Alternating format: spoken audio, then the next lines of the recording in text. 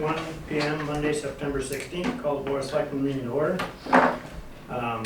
Standard 3 announcements. This meeting is being taped by 1623 Studios for future broadcasts. The meeting is being recorded by Town Secretary or Minute Taker Gail Hunter for accuracy in minutes. If anybody else is recording the meeting, they're asked to notify the chair at this time. And then lastly, if everybody could please silence their cell phones to avoid interruptions, we'd appreciate it. So item 0 on the agenda is if anybody in the audience has any public comment to make that's on an item that's not on the agenda. Everybody is here for things on the agenda. All right, move right in. Item number 1 is a public hearing from National Grid to request to install a pole on Pine Street. May I have a motion to open the public hearing? Second. All right, any discussion? All in favor? Aye. Aye. Any opposed? All right, National Grid, you're up. Tell us what you're doing. Elizabeth Cardarelli representing National Grid. We're installing one joint-owned pole and an anchor just at pole 96 on Pine Street. It's going to come directly off of 96, be labeled 97. And the purpose of the pole? Yes, there is a solar project going in on the Hamilton side.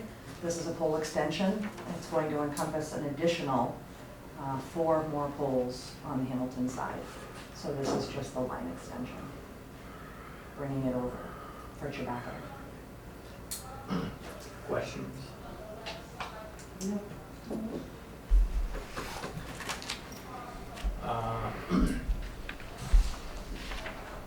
You're not digging the sidewalk, or this is just putting up a pole in One pole, the wooded area? nothing else underground, just the pole. All right. Questions or comments from the public? All right, so no further comments from the board. Take a motion to close the evidentiary portion of the hearing. So moved. A second? Second. Any discussion? All in favor? Aye. Any opposed? All right, can I get a motion to approve National Grid's request to install a pole on Pine Street? So moved. Second. Any discussion? All in favor? Aye. Any opposed? That was one of the fastest we went. Thank you very much. Have a nice evening. You too. In fact, it was so fast that we can't open the other public hearings at 6:40. So let's move on to the, we'll take off the correspondence. We have a letter from Mass Municipal Association regarding legislative breakfast. We have a letter from a resident regarding the proposed harbor master office, and a letter from a business owner regarding the Complete Streets project.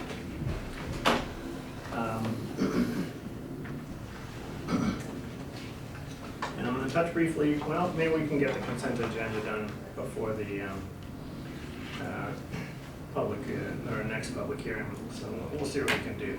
So there are 3 things on the consent agenda, depending on how you count the minutes. We have Board of Selectmen minutes from June 10th, August 19th, and September 3rd.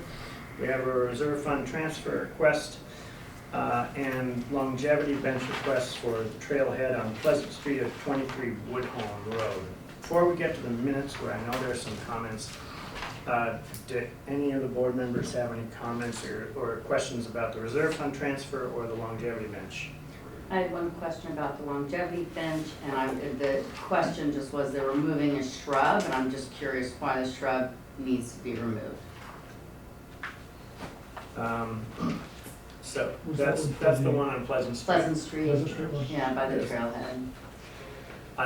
So I think they were just sort of juggling locations, so they had to be X number of feet away from the wetland buffer and in relationship to the existing parking. I just don't like seeing, Yep. Plans go and- We could ask to see if they could adjust around that, but I'm well, not familiar enough with the detailed measurements to tell you yeah, exactly. it looks how. like it's a privet. I didn't go by to see, but, okay. That's all. All right.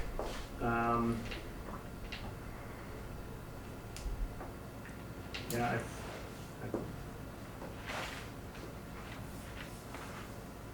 okay. So you would prefer, yeah, that, it's not the best shrub removal. We could. Well, see you live about over there, so planting you another would one know. next there. And that's, it's not an objection, it's just a question. Okay. All right, go through the minutes. We had, we did send, everybody sent around some comments in email regarding June 10th, August 19th, and September 3rd. I know there are some one or two outstanding questions and comments on those. Jeff, do you want to, I think you had two comments remaining that you wanted to make. Yes. On August 19th, page 5. Okay.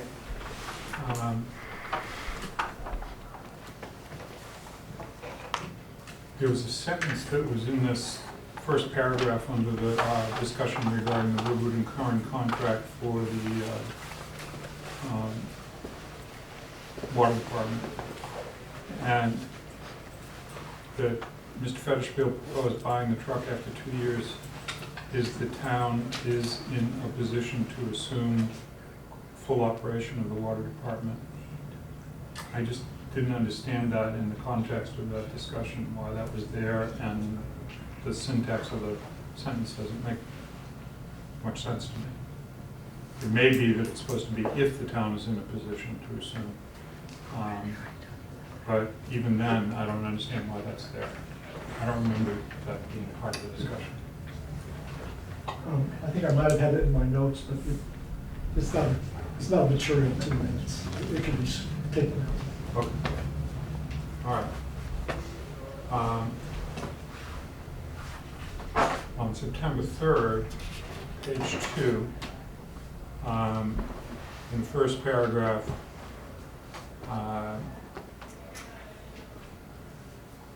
it's a reference to the shared services report. Now that the report is out, the findings conclude that no significant changes need to be made to either Essex or Manchester by the Sea public safety structures. And I'm not sure whether that's supposed to be singular or mean organization, or whether we're talking about buildings. It's a little bit confusing what that was in reference to, and I don't think we were talking about buildings.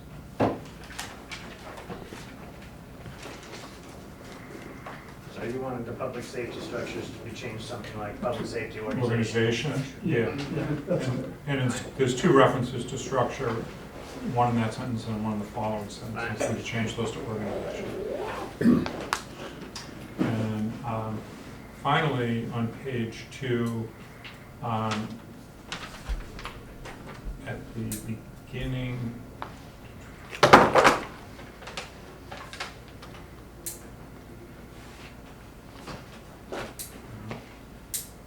no, this is actually supposed to be on page 3.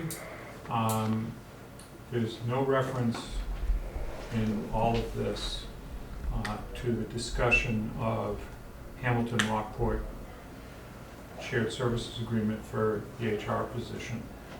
And it was my understanding that we had a lot of discussion about that in the meeting, and that my memory was that we recommended that that be pursued. And it's not in the notes, and I have a question about whether it's been pursued. So in terms of the minutes themselves, just a reference to the fact that there was a discussion regarding the HR position and shared services with Hamilton. And So, I don't think we had a formal vote or just a suggestion to you, Greg, that you pursue that as the first way of filling that position. No, actually, I do have a meeting set up with Rockford and Hamilton on Wednesday. I thought you did. I thought I saw that email, but in reading these notes, I was concerned that Sure. that wasn't reflected at all in the notes. Yep. So here's what I think we'll do for that one. Because that one is enough detail behind it, I think what we'll do is just pull September 3rd minutes out of this packet. Okay. We'll have you review and send out some language, or Greg's office can send out some language on that, and then we'll approve it in our next meeting. Okay. And as far as the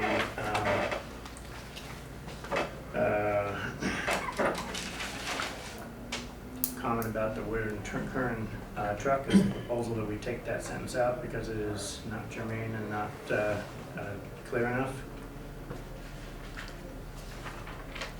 That was Mr. Federspiel proposed buying the truck, that sentence. Yes. Take that out? All right. Okay, with those changes and the other changes that everybody emailed out, are there any other comments or questions on those minutes? On just those? Or are we talking about the, The June 10th and the August 19th, September 3rd are out. I'll put them into the next meeting. okay, and I do have 2 changes for the June 10th. Right, and we passed those around. So people everybody's see those. already- Those were the okay. typos, right? Yeah. Yeah, okay. With all those changes, and any other comments or changes? All right, can I get a motion to approve the consent agenda minus the September 3rd minutes? So moved. Second. Any discussion? All in favor? Aye. Any Aye. opposed? All right. Moving on to item number 2, which is a public hearing, a request for a entertainment license for 7 Central Hostility LLC, DBA Antique Table. Can I get a motion to open the public hearing? So moved. Is there a second? All right, any discussion? All in favor? Aye. Any opposed? Prior to this meeting, we received some information about this hearing that they need to sort out 1 or 2 permitting details before they can actually follow through with this hearing. So we're going to continue this hearing until the next meeting, or until they're ready to have the actual hearing in front of us. Can I get a motion to continue the hearing? So moved. Second? Second. Any discussion? No. All in favor? Aye. Any opposed? All right, item number 3 on the agenda is a public hearing, request for public tree removal at, this is for several trees. This is for trees at 48 and 54 Beach Street, 4 North Street, the North Street parking lot, opposite number 7 Norwood Avenue, and there are 2 trees in the North Street parking lot. So a total of 1, 2, 3, 4, 5 trees that we're going to be discussing tonight. I'm going to get a motion to open the public hearing. So So- moved. Seconded. Any discussion? All in favor? Aye. Any opposed? All right, Tom, where are you? Right, yeah. Yeah. So, come up and discuss these trees with us. Do you want me to just stand up? Sure. Sure. The trees have all been posted. 4 of the trees are in bad decline, probably 50% dead now.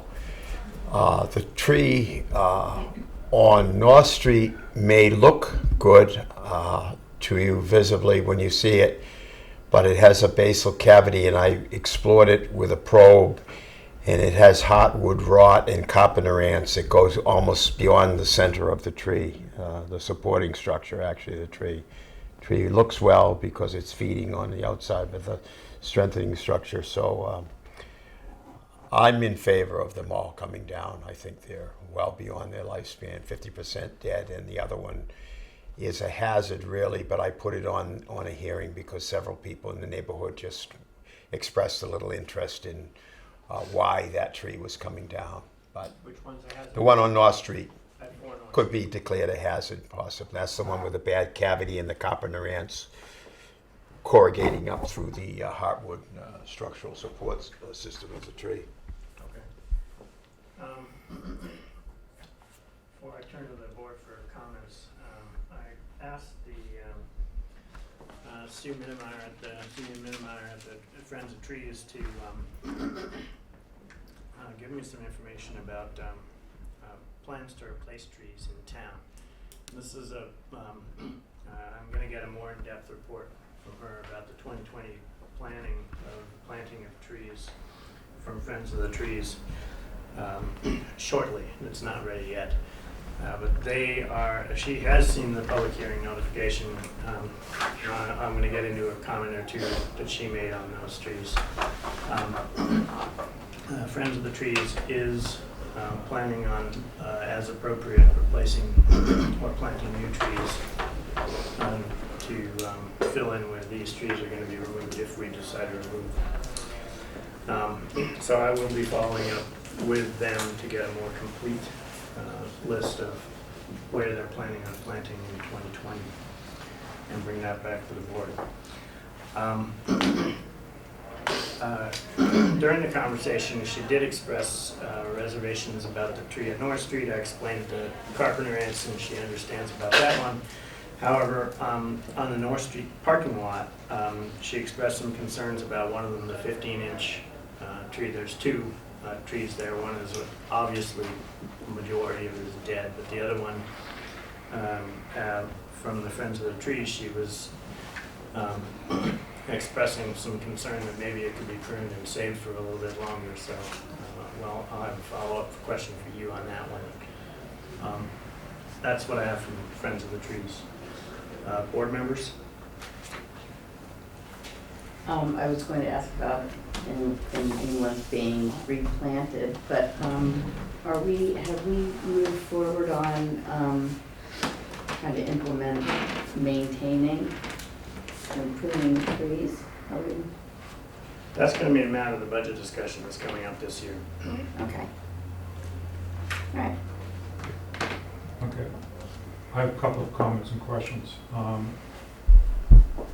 I went to look at the trees in question, and the one that was supposed to be at 48 Breach Street, there is a tree out front, but there's no notice on it. 48 Bridge? 48 Beach. Beach, yeah, somebody tore it down. Somebody tore it Yeah, down. yeah. Okay, Just over the weekend, I saw it, and it was up for at least a week. Okay.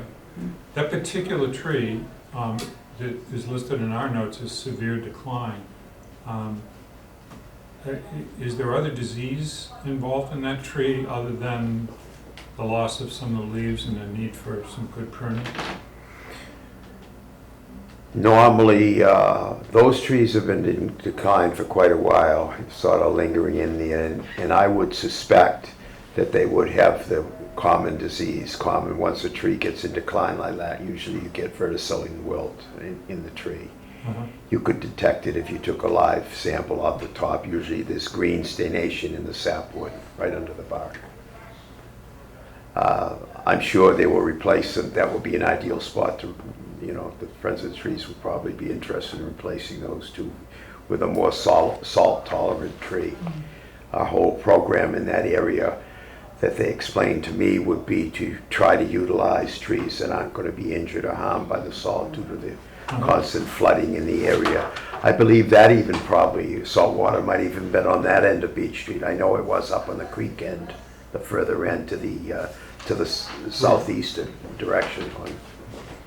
At the edge of the park? Yeah, Yes. they are Norway maple trees that are very prone to that particular disease. They, along with sugar maple. And it usually comes in as a result of them being weakened. It's a soil-borne fungus that invades the sap of the tree. That was my basic question, which was, is there anything that could have been done to have saved these trees before they became questionable? And what you're saying, if I'm reading it correctly, Tom, is that the two trees in question should never have been planted. Probably not. They were the tree of the 60s and 50s Norway maple tree. They planted all throughout town. Uh-huh. That spot's a very vulnerable spot. Sidewalk plow has hit them many times, scuffed them in that vulnerable area, the root collar area. So we can tell pretty much by the trees that we have planted over the years downtown what does well and what doesn't do well. And they particularly, especially if they get an injury near the root collar area, which they also have minor injuries. But I think a more desirable species would be better down there, more salt tolerant, drought tolerant. I was particularly interested in your comments on 4 North Street, because when I looked at that tree, you're right, it looks Beautiful. nice, you know, I mean, it needs some pruning, but when I look carefully at the bark at the lower part of the tree, I'm no tree warden or tree expert, there were signs that that bark wasn't the way that the bark on other trees in town is. My question is, it's full of ants at the base. There's a carpenter ant infestation in the tree. There's rotten heartwood, as you said. Is there anything that could have been done to forestall that invasion of the carpenter ants and to have protected that tree from the decline that it's now in? Probably it had an injury. Maybe the deck of a mower, something bumped it when it was younger. And the homeowner probably didn't notice it till it made that, started to, yeah. If we caught that very early, which we have on several newly planted trees, there is a method of trimming that, cleaning the bark, sealing it, and it will close over, wall off pretty good. But it's that, I think the homeowner for 10 years has noticed that getting larger and larger and larger, and she has a concern of it coming over onto her house. It does. Also, the tree has a little lean to it, which affects the structural integrity there a little bit. And tend to, in other words, there's more strain on one side of the tree, and it happens to be that side where the cavity is on the base. So we would have had to catch something that was really hard to catch. Unless you're looking for it, right? All right.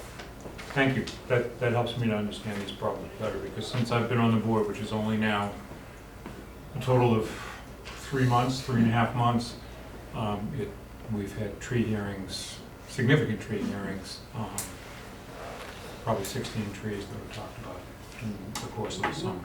So I'm really concerned about maintenance and care of these trees so that we don't have to be talking about losing them. Thank you. Nothing, any comments? Good. So Tom, about the Friends of the Trees comment, or CD Minimize comment about the 15-inch tree at North Street parking, the one that's in better shape, pruning it and trying to give it a little bit more time. What are your thoughts on that one? It's not as bad as the other one. It's pretty bad. It could be prolonged maybe for 5 years at the most, I would think, depending, you know. So what's the motivation of taking it down right now? Probably I would think they're going to be there. It's almost as bad as the other one. It's a tree that's going to continue to suffer there with the salt, excessive salt put in the parking lot to keep that bare. I'm surprised that we don't have any homeowners in the area had concerns about it. That's why, you know, I would have thought if they would have liked to keep the tree. Certainly could be kept going, you know, but I'm just surprised that there's no one here from the neighborhood even questioning why they're coming down. Normally I like to keep things going as long as I can, but it would require us going up and spending a couple hours in pruning to make it safe. The large dead limbs that are in it now. So you wouldn't really object to delaying the removal of that tree? Certainly not, no. Maybe trying to make the planting of that mesh with a well-defined list of trees, some friends of the trees that they're going to plant, or maybe an additional, a known replacement strategy for that tree, so that we could sit here and hear and say, we're going to replace it with this other tree, with a particular other tree. No problem. Questions from the public or comments from the public on these trees? I have a question. Yep. Carly State your Cook. name for the- It's Carly Cook, 1 Masconomo Street. The tree on North Street, is that on private property? it appears to be in somebody's yard, and how is it now being addressed through town meeting? So the presence of that tree is a public tree. I believe was made from the current standards from the DPW about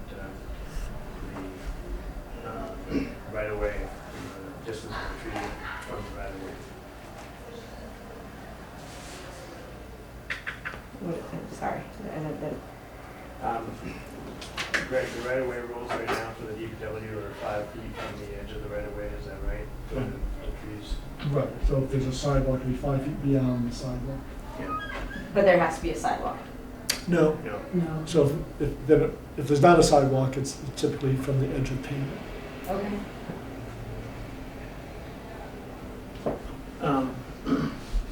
Any other comments or questions? I don't know about this tree, I haven't seen the tree, but, For the camera, can you state your sorry, I'm sorry, Lisa Bonneville, 23 Woodholm Road.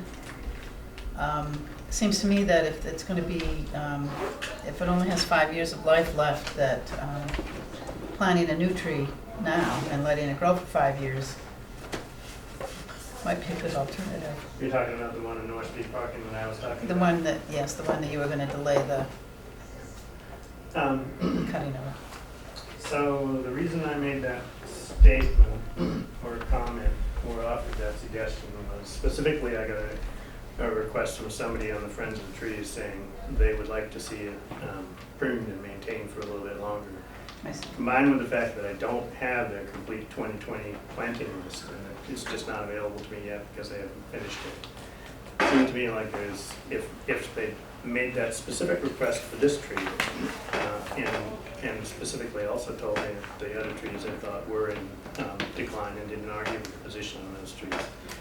I thought maybe it was worth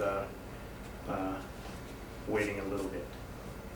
But that's not obviously been decided, it's just, that was an observation and thought of mine. Thank you. Any other comments or thoughts? Yep. Harley Cup, Massanutten Street. What is the process for, you've mentioned, it's been mentioned about maintenance of the trees. What is the process to, I know it has to be put on to the budget for going forward 2021, but how do you go about doing that? Is this the There are going correct to be place to budget ask? discussions starting up over the next few months, cover the entire budget of the town. And one of those areas will include budgeting for tree maintenance. So I expect there to be some conversations later on in the season. We will call those out. Within the DPW budget conversations is where that'll land. Okay. But you expect it to be? I do anticipate discussions around that topic. Yep. Okay.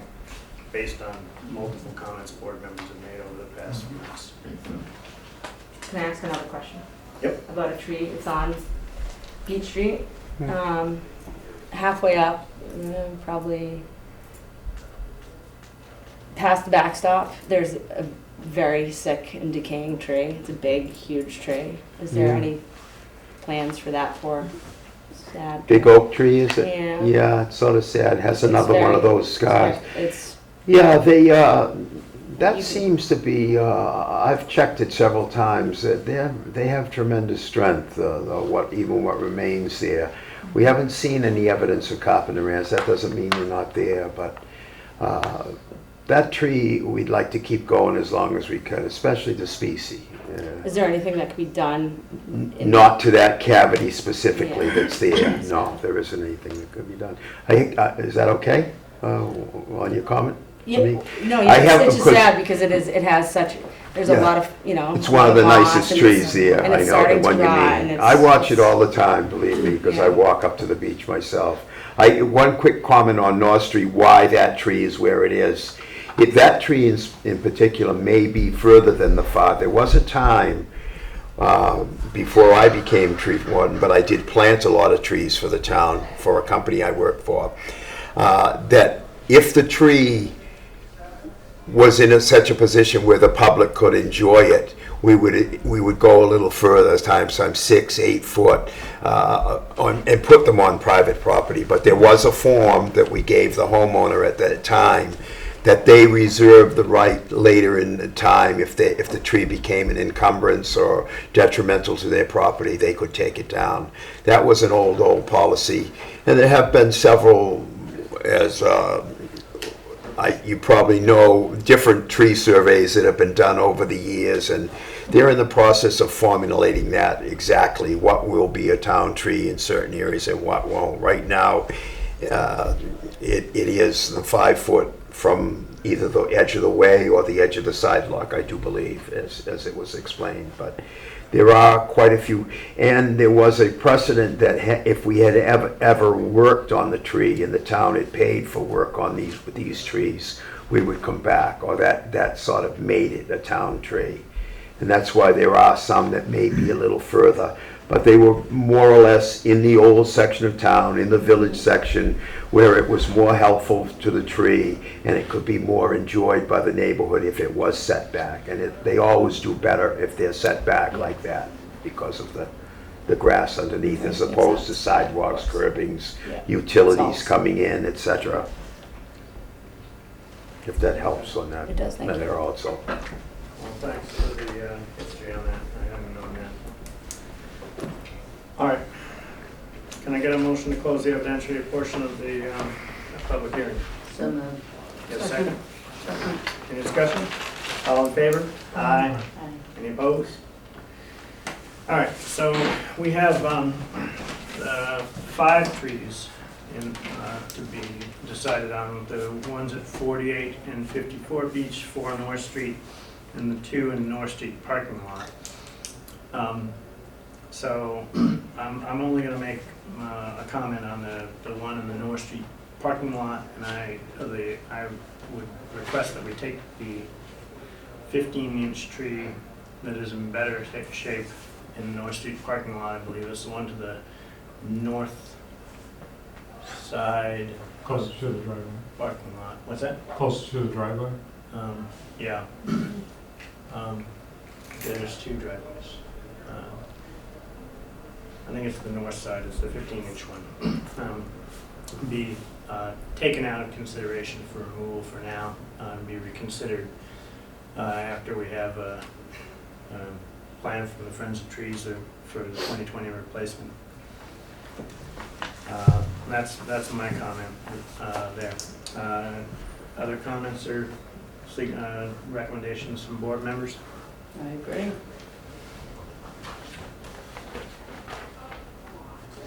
Yeah, I'm fine with keeping that one in until the list is produced and then revisiting what the solution is, whether it's in there. At that point, whether if it's not on their list, we still should be deciding about that tree in terms of Tom's concern of its decay.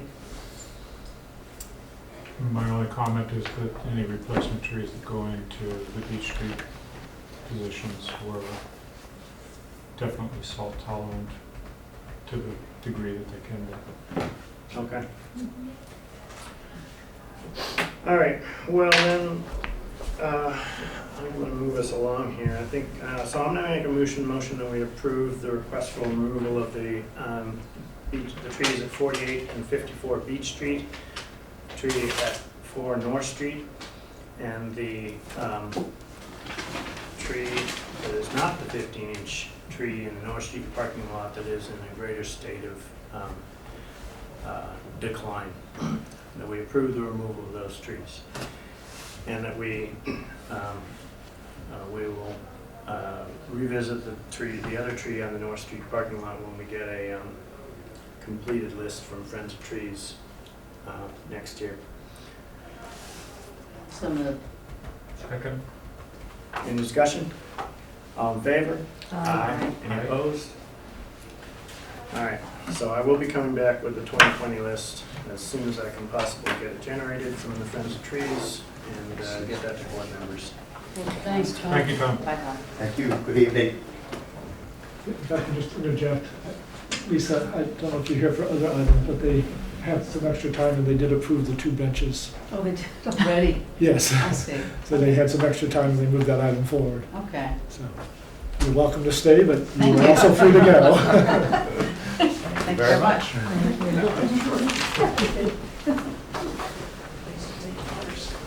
All right, we'll move on to item number 4 on the agenda. Fire department updates, discussion about the fire truck fleet. Chief Vehicle. Good evening. Evening. Craig, you wanted to, Let me wake this up. yeah, this Is it slightly is revised? slightly revised. Okay. All right. So as he's getting that set up, so I want to give you an update on things and just some direction that we're looking to go in with the fire department after the fire last January, where we were able to uncover some, yeah.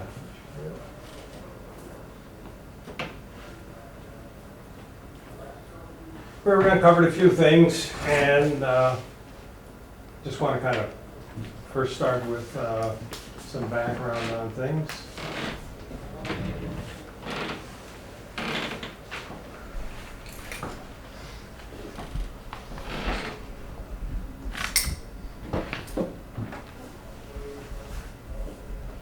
Okay, so this is kind of what I want to look to cover tonight, and just talk a little bit about some of the background to bring people up to date on things. It has been, what, 8 months now since that terrible fire. Also a little bit about the hydrant system, what we have been able to uncover, and some shortcomings with the system, and some of the dangers that we uncovered also. And then the immediate steps that we've been taking to try to correct our water supply situation. And then a little bit about large capacity vehicles and some recommendations. So if you move to the next one, Greg.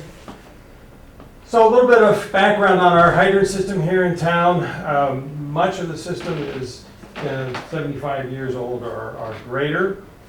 When you get older mains, what happens is you get a sediment that builds up. And basically, to put it kind of in simple terms, it's kind of like somebody that has clogged arteries. That clog gets in there, it makes it difficult. The amount of water that you get coming through the main is no longer what the main was originally rated at. So even in the largest of pipes, you get this buildup to occur. So next one. So in town right now, we have 37 miles of mains. We have 365 hydrants. So the issue, as I started analyzing this whole thing, is not the hydrant system per se. Yes, there are issues with sediment buildup and such, but what happens is, if you look at what we have for the flow rates, 6-inch mains flow approximately 800 gallons per minute. That is a brand new, nice, clean main inside, no sediment buildup. And you can see the numbers as the mains get larger. We get greater supply of water to help us fight our fires and also take care of the domestic needs of the town. This was from the capital efficiency plan from back in February of 18. And you can see the greatest size main, I should say the largest percentage of main size that we have is 6-inch, which, as you saw from the previous slide, that's one of our lower flowing mains. And then followed, of course, by your 8-inch main, which about 23% of the mains in town are that size. Next. So there's just an example. These pipes right here, DPW dug them up summer a year ago and replaced them. Those are 6-inch pipes, and you can see the amount of sedimentation that has built up. And you no longer will get the rated amount of water. And what fools people a lot, that if you don't understand how these systems work and everything, you open up the hydrant and water comes out. It's like you open up your tap at home, you get water. But the problem is, and the water department will back me up on this, if everybody flushes their toilet at the same time, and this usually happens like on Super Bowl Sunday, everybody gets up to flush their toilet, and all of a sudden the reality of that size main comes in, and you don't have the supply in there to fight the fire or to handle flushing all those toilets. And this was over on Ocean Avenue, Ocean Street, where this main was dug up and replaced a year ago. So you can see that sedimentation there. Do we know the age on that pipe? That was like in the One of the real, 1880s, that was 1890s. one of the real old original Right. pipes. Yep, yeah. That's stuff you drink. Oh, yeah. That's not the bad part. So anyway, 8-inch mains should deliver 1,600 gallons of water per minute. That is, and that's what you saw was one of the larger percentages of a main in town. But what happens is, like in that example I just showed you, you get 2 to 3 inches of buildup of sediment. It reduces your gallons per minute. Now, when that happens, there's some other things that can happen. One of the things is risking the damage to your hydrant system and also our apparatus. So I think the next picture shows, that is an example, what you're looking at right there. This is the impeller blade on a fire pump. And that's the mechanism that's inside that spins around, introduces the water in, pressurizes it, and puts it out through the fire hose. And what's happened in this case right here, that was a pretty good sized piece of sediment that had broken off, had got into the pump, got sucked into the pump, and did damage. And what that means in the case of this particular impeller here, the truck no longer could be certified to pump its necessary gallons per minute flow that it's rated at. That's not this town, by the way, that was another town that I was in this Sabbath. Okay, great. So as we were looking at everything, you know, a little bit of the background there on the hydrant system in town. So as we looked at everything, some of the immediate steps that we knew that we could take without, you know, really having to do a whole lot of hard work on was, you know, number one, the post-fire review that was conducted. We'll call them after action. And we started doing some training on large capacity delivery so that we can introduce as much water as what we can to a fire scene. We looked at such things as a mutual aid tanker from Essex. Their tanker is about 2,500 gallons in size. And in addition to that, we're doing we are coming up on pump operator training this weekend. And why that's so critically important is because a pump operator basically is one of the most important people at a fire scene. He's got so much water going out, the incident commander is calling for so much water to fight the fire. And this is where the problem begins. If we don't have enough water in the system, we have to find ways to get it. And whether it's introducing tankers into the scene, but something that's going to give us more water than what our current system can deliver. In addition to that, the weekend of October 19th, we're going to do what's called, at the Fire Academy, we call it a rural water supply. Here I'm calling it advanced water delivery because we're actually looking at a different, unique way in which to deliver water necessary at a fire scene. When we deliver it through tankers, we deliver it through large, what are called drop bags, that we can put a couple of thousand gallons of water into and draft out of that each time to fight our fire. So that's going to be taking place, and at the same time, with the pump operator training that's going on this weekend, they really work quite well hand in hand. The pump operator gets to understand the story that's being told by the pump at the scene. So you look at the pump panel and it's got all kinds of gauges and they're doing all their things. But understanding what's happening, what that pump panel is telling you whether you've got a problem getting water into the engine, whether you have a pressure problem getting water out to the fire hoses, or if there's a problem with the fire hose at the scene itself as to how we're fighting the fire. So combining that training this coming weekend with the training on advanced water delivery, it's going to give us some added measures to try to address some of the problems that we have with getting enough water to scene. So next one. Could I ask you a question? Sure, sir. You said that the Essex tanker ran 2,300 to 2,500 gallons. It's about that much it carries. That's the equivalent of a 6-inch pipe in 4 minutes of hose. Okay. So how is that helpful when you're in the middle of dealing with a fire? Okay. Your fire hoses push out any, depending upon the size of the hose that you're using, Our most common attack fire hose is 1.75 inch. That moves approximately 150, at optimum, runs 150 gallons per minute. So we look at, like, our current engine only holds about 750 gallons at best. So that roughly, in firefighting terms, gives us roughly about 2 minutes worth of good firefighting. Because you can't always count on the tank being 100% of its capacity. By bringing in tanker trucks, what can happen is, and this is where this class next month will come in, you learn a system of bringing in tankers, and we just call it very simply a water shuttle.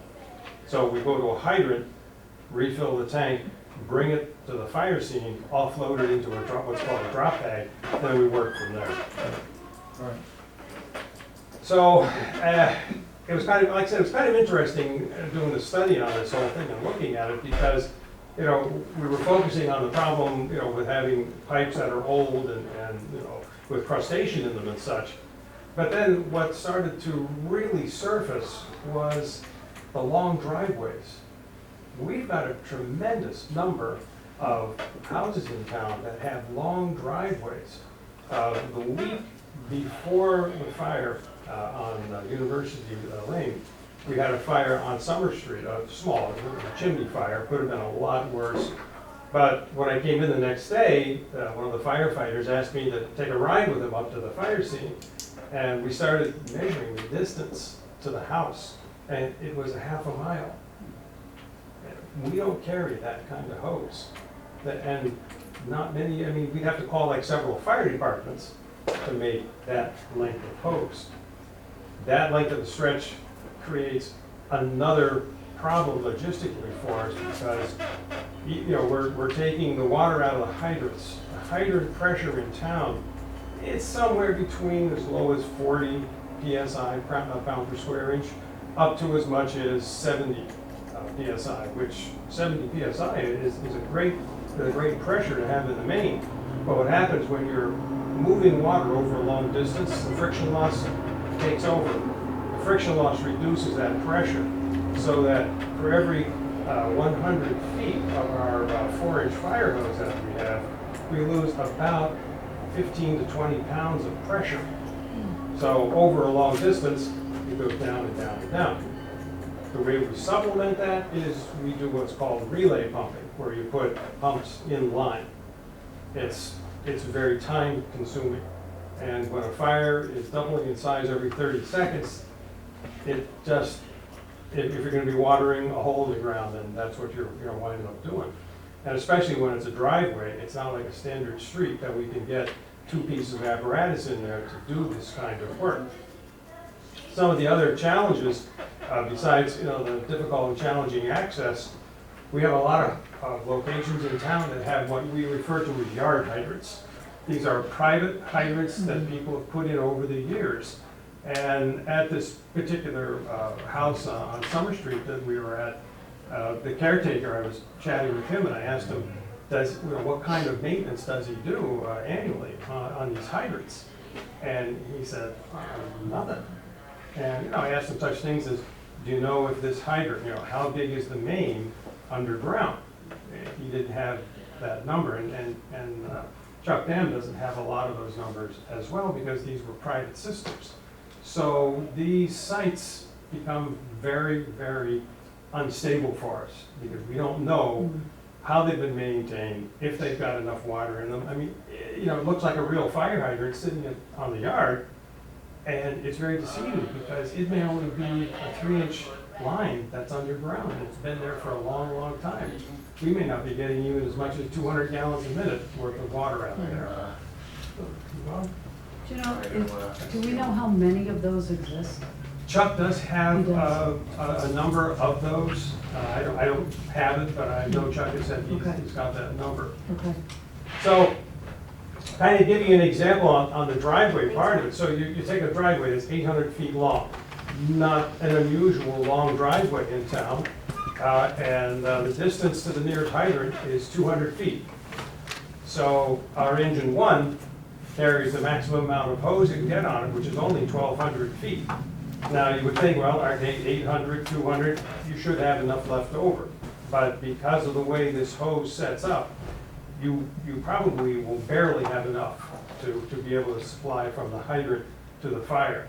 And if you laid out all 1,200 feet of hose, we need to get another engine in the scene to pump that fire hose that's going up the person's driveway. So distances like this are in serious jeopardy when it comes to a fire. Next one. So with the January fire, so they mentioned hydrant system shortcomings. You know, we have many sites in town. The system is old, sedimentation is built up, reduced gallons per minute flow is in them, and we've got a lot of dead-end mains. I tried to count the number of dead-end mains today. I lost count. And what a dead-end main means is that the water is going up the street. In most cases, it's like a cul-de-sac or just a plain dead-end road, and the water just hits the end of the line. That's it. It doesn't have water feeding in from different locations in what the water department referred to as a loop system, meaning the water's coming in from this way, this way, this way. So it's constantly being able to replenish itself from many different directions. That's the best kind of system to have. But, you know, the lay of the land is such that there's a lot of dead-end streets, we have a lot of dead-end mains. At the fire in January, the ladder truck was pumping from one of these dead-end mains. And I know when I pulled in the scene, the operator on the ladder truck yelled over to me. He said he was supplying a 3-inch line, which should be able to handle a flow of 500 gallons per minute.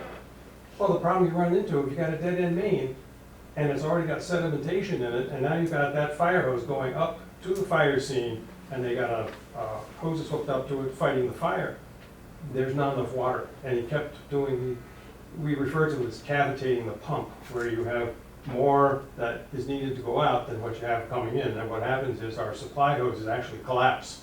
They will collapse flat right down. In addition to that, long access driveways. Oh, somebody want to say something? Our long access driveways, with the best water system in the world, it's not going to help when you need thousands of feet of hose. And then, of course, you know, some of the things with our current apparatus, the amount of water that we carry. So that kind of in a nutshell is, you know, that part of it.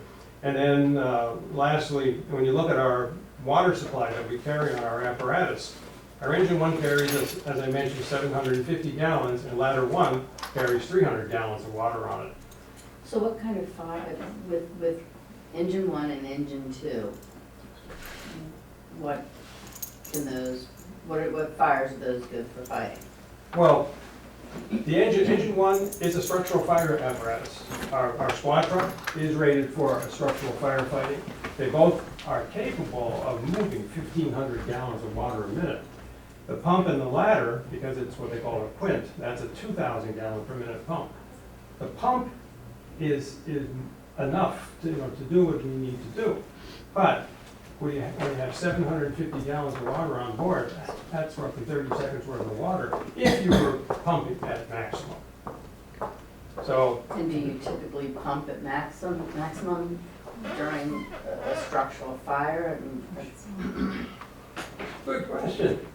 Because what happens is you first come in and the tank acts kind of like the Band-Aid at first. We work off the tank water, so you've got a couple of minutes worth of water. If we can go in, in fact, actually, I think on the next slide, it kind of talks a little bit about that. Yeah, good question, you're right on that. So the room of contents fire is generally looked at roughly about 90 gallons per minute. And that's pretty simple for most fire departments to handle. But you get a well-involved structure fire, and that can be in a large structure, and I would say large structure.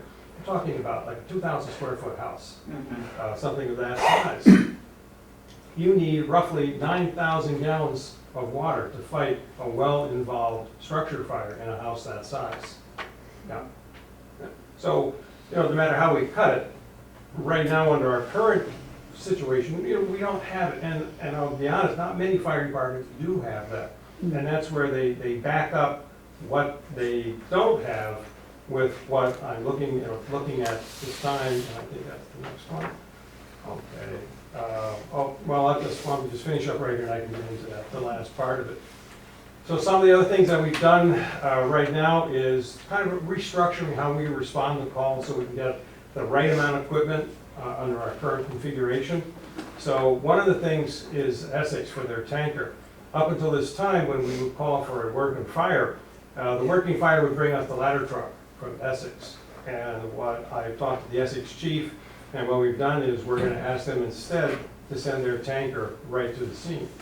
If we don't need it, we can always send it back. That's the nice thing about mutual aid. If we get these really long driveway situations, talking to our dispatch office located in Beverly, they can send us Middleton, who has a 2,500 gallon tanker. Boxford, every truck in their fleet is a tanker engine.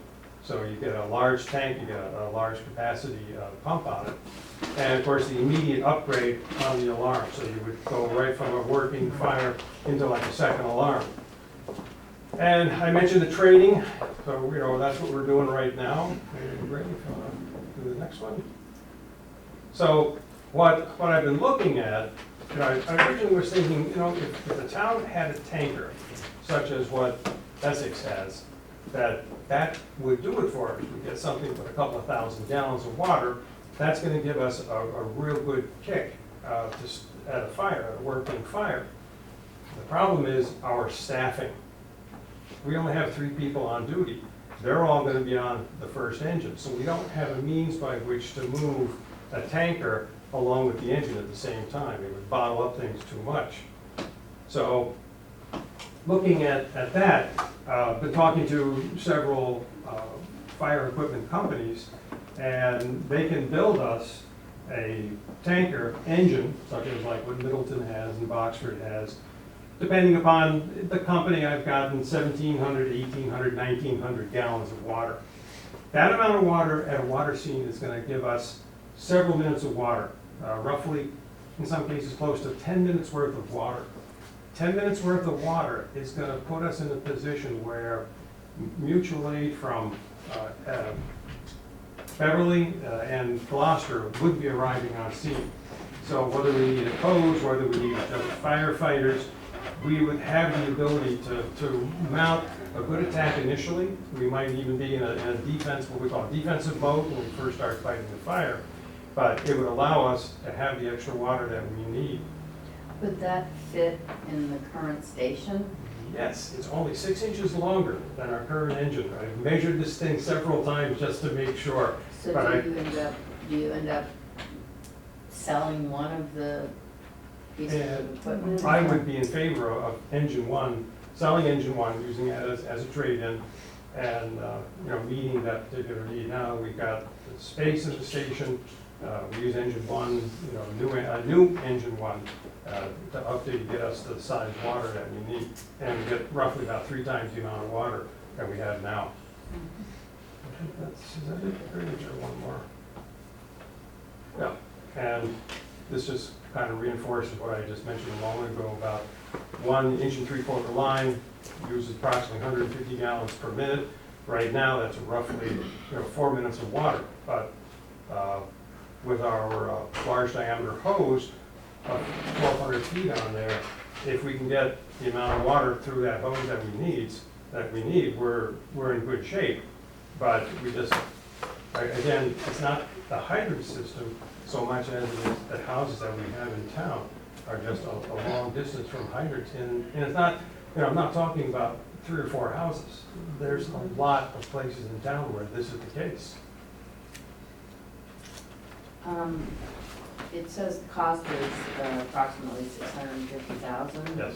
Do they do trade-ins? Yes, they do. And One company has gotten back to me, 2 others are still kind of analyzing pictures they took. But the only price I've gotten back so far has been $10,000 on a trade-in. So, like I said, about 650,000 is what they're saying. And I know no one has a crystal ball, and there were many other factors, but would something like this tanker have made any difference on University Lane? I think it would have, because we're looking at something that's got 4-wheel drive.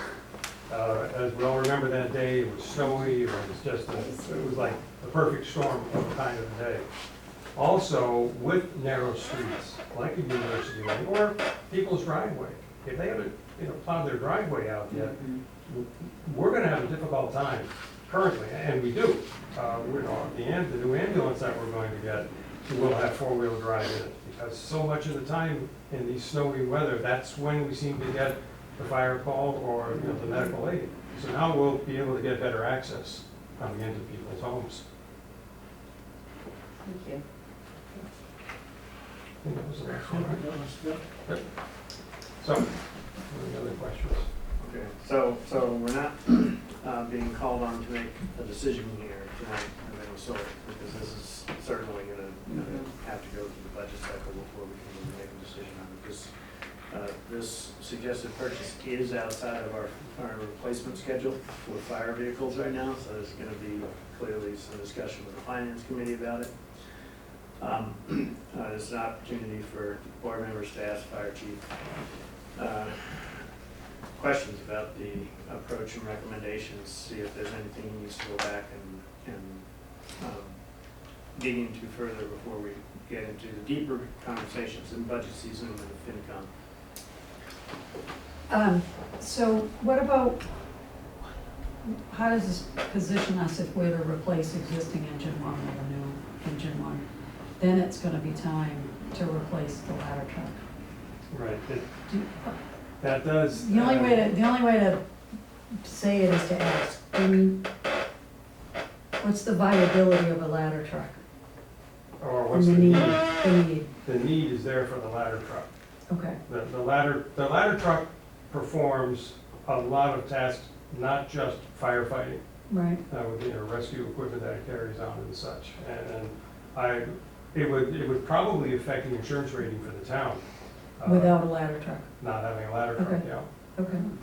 And the nice thing about our ladder truck too, I've never been a real big fan of quints, which is what this ladder truck is, because it performs multiple different functions. I've always been a straight ladder truck person. Yeah.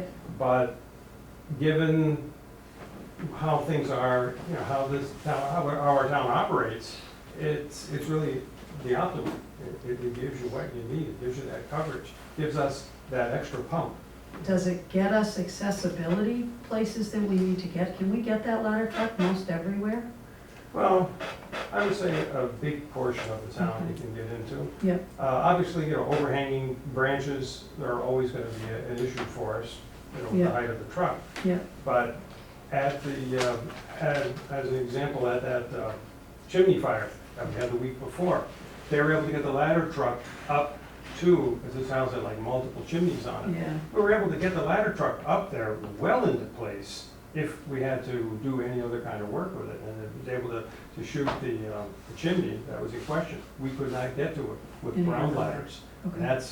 that's, having almost fallen off a roof, when we didn't have a ladder truck, believe me, it's a nice comfort to walk up that ladder than trying to scale up a regular ground ladder up to a chimney. Mm.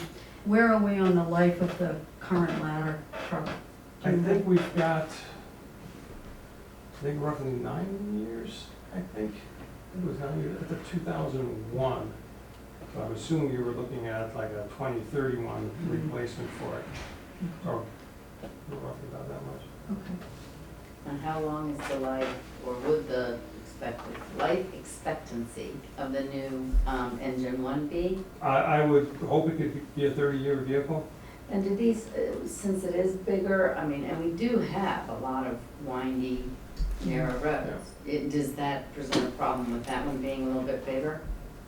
No, because where this engine would be only 6 inches longer, so the locations where it can't get into now, it's not gonna get into, the new one would not get into.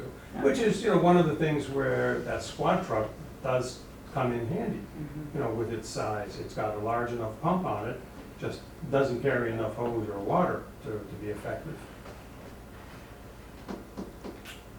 I also wanted to ask you about, with the long driveways we have, will there be any sort of an assessment as to how many homes have that and some sort of a plan in place where a fire to occur at one of the longer driveway homes? You mean, how would we basically approach it if a fire call came in? One of the things that we've been doing is trying to gather the data on the locations in town that have these long driveways. So we'll be able to try to put them in some kind of a pre-plan to alert us that this is a long, long driveway. Just like, locations where we know we can't get the ladder truck into Right, because there's right. fixtures on the sides of the driveway and such. Right.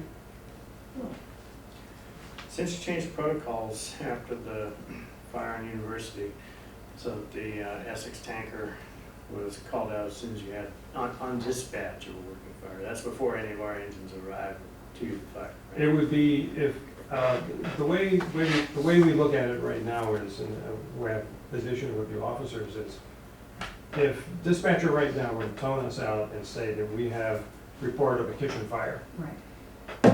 that if the dispatcher didn't pick it up at that point and start Essex rolling immediately, it's what we call it, we refer to that as a line box. The engine officer would come on and say, alert Essex for their tanker to the scene. Has that happened since the University fire? There was one, and it was kind of, the ball was dropped on both sides. The dispatch didn't pick it up, and neither did we. So they weren't aware of it. It was a shed They fire. weren't aware it wasn't working. Weren't aware it wasn't It was working. a shed that was away from the house. Because a lot of it depends on what form the call comes in too. Right, yeah. How after The that, immediate information that's given when somebody picks up the phone and says 911. yeah. Yeah. If somebody says, I think I see something, Yeah.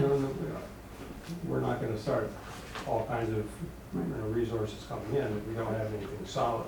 Now, if the police get there, like in the case of University Lane, the police got on scene and confirmed, what we had. Yeah. The officer of the day automatically said, start extra alarms coming in there. So I asked that because any and all data we can get about the effectiveness of the mutual aid and the applicability related to this, both for ladder and tanker trucks, I'm pretty sure that's going to be a matter of ongoing discussion. Yeah, I mean, with the Essex tanker, it's a piece of equipment that's there, it's a resource that we have, but the problem is where Essex is not staffed, Right. we have no guarantee if that truck is gonna be available to us. That's the wild card in this whole thing. Right. And then if there are people around, like this time of the evening, it's gonna, in most cases, it's probably gonna take them at least 10, 15 minutes to get into town. And by that time, we've run out of water, and the fire is building. If it's an area where it has a long driveway, we can't make it work. I mean, we look at a lot of different angles for trying to get the amount of hose. And yesterday I was in Uxbridge, and their town, very similar with some of the challenges that they have.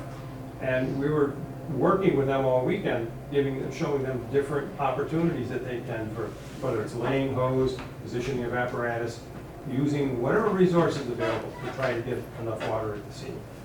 It's not easy. We don't, if we had like a Merrimack River in our backyard, Yeah. Draft on. I mean, we've done that in Lawrence and Haverhill for fires. We've dropped our hoses into the Merrimack River. We don't have any kind of resources like that here in Manchester to help us. The nearest we've got is just a small, in fact, the day of that fire, I went to Jimmy just said, and I asked him, I said, do we have any kind of a water resource where we can start, suctioning water out of the ground? And he said, yeah, there's one over there through the woods. And I'm like, well, that's not gonna work. Do you have any comments or questions? I'm just trying to enjoy this. Are you saying that the $650,000 would be less $10,000 for our trading? Yeah, the 10,000, 650 list. Sounds like my car. Yeah, I feel the pain. income will be filled. All right, so unless there's further questions, I had a question. I thought that in some of the material that was passed out to us, there was a replacement on ladder 1 that was scheduled for the next 3 to 4 years. I thought it was further out. I thought it was 20 it was years further out. I was sooner than 31.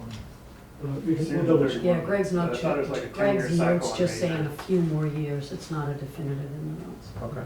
But, yeah, We can share with you that schedule. Yeah. right. And, There's So a- this would happen in lieu of ladder one. Well, that's gonna be part of That's the the problem. big, that's the Because bigger, that's the overarching question. we don't replace them because we just like to replace them. We replace them because they're about to start falling apart. I Yeah, understand. when we And- start putting a lot of money in. And we've been putting money into I the understand. account, presumably Yeah. for the ladder truck. Yeah. So there's money there.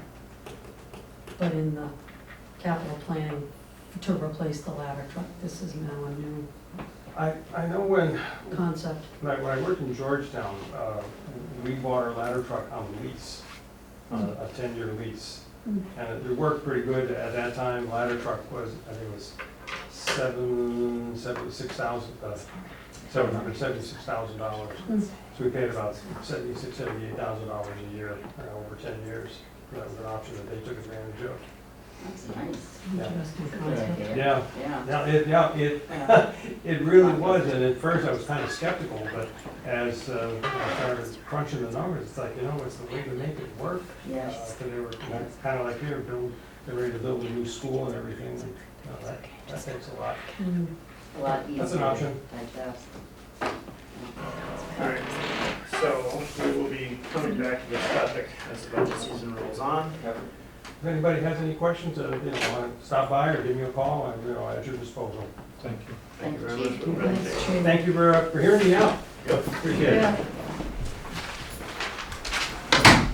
Okay. Come up. Sorry for the delay, folks. We are now on to item 5 on the agenda, Sustainability Committee update.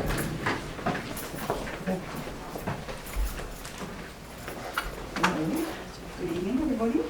I have a PowerPoint which I hope is working with the computer. If not, we're in trouble.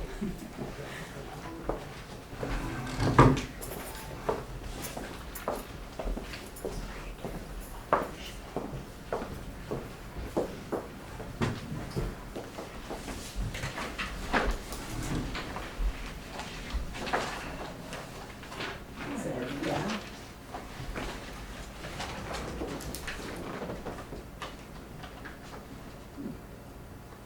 You just let it run and it should open up external media objects. You just say enable content maybe, and you'll go. Yeah, slideshow. Okay, so it works. Then I realized I've been doing this for just under a year, which is amazing. And If you Sorry. would, for the record in the recording, Oh. say hello and identify yourself. hello, Alison Anholt White, 9 Spy Rock Hill. And at that point, prior to that, it was a committee with a different name and a slightly different intention. It was more about composting and that kind of thing. And actually, two people here today, I think, were you on the original committee, Carly? No, Carly and Jane were both, actually slightly, post-date me when I came on. And I came on because I was very concerned mainly about recycling and waste management in town, because just at that point, the China sword was in effect, and I won't give you too much background because I'm sure you know all this, but what I really want to do is just focus on the things that we've achieved this year and try to get some sense of where you think we should be going in the future, because I think it's the whole waste management issue is really critical for this town and all these neighbouring towns. So our charge was to advise the Selectmen on strategies and initiatives aimed at reducing negative environmental impact of town activities to lighten the ecological footprint. We will seek to engage the community through public forums, educational materials and other means of raising awareness. The committee will work with all town departments and in partnership with other town committees and community stakeholders as appropriate. Okay, next, try to say next. So recycling is in crisis, as I think most people are aware. Something I hear around town a lot is, what do I do? Can I recycle pill bottles? Do I have to take the tops off the bottles? Do I can I recycle cardboard, can I recycle cups from Starbucks? There's so much, we spend a lot of time listening to answering questions from people. And the fact is that, as you know, I'm sure, the value has completely, at the moment, gone out of recycling. Unfortunately, we've been doing it for many years, and now it's beginning to be less and less. It's less valuable. It's almost not valuable because China stopped taking it altogether. A few other countries stepped in: Cambodia, Malaysia, India, but they also have much stricter standards with regard to what they will accept and the condition that it's in. So if it's contaminated with food or with other materials, they'll send it right back. And I was told by somebody at Waste Management they charge $10,000 for a container that's contaminated. Just gets right back on the boat and goes back again. So things like rigid plastics, colored plastic, plastic-lined cardboard were acceptable. We have, multiple lists from the town, different times. It's always changing, and people just really more or less give up because they don't have the bandwidth to really pay attention to what they can and can't. They want to do it, but they just don't know enough and they can't keep up with it. So the cleanliness standards now expected 34% from Cambodia is pretty much impossible. So as a result, we are being charged more by Waste Management, and I have the recent numbers from Kay Moore, who showed me recycled totals for the last 3 years. It was $24 a ton in average. That's 1 month in 2017, $54 in 2018, $74 in 2019. That was July, I think. So, we're on a sort of path to where, and maybe we'll just keep on doing this, I don't know, but it seems like we need to be thinking at least creatively about what other alternatives might be considered.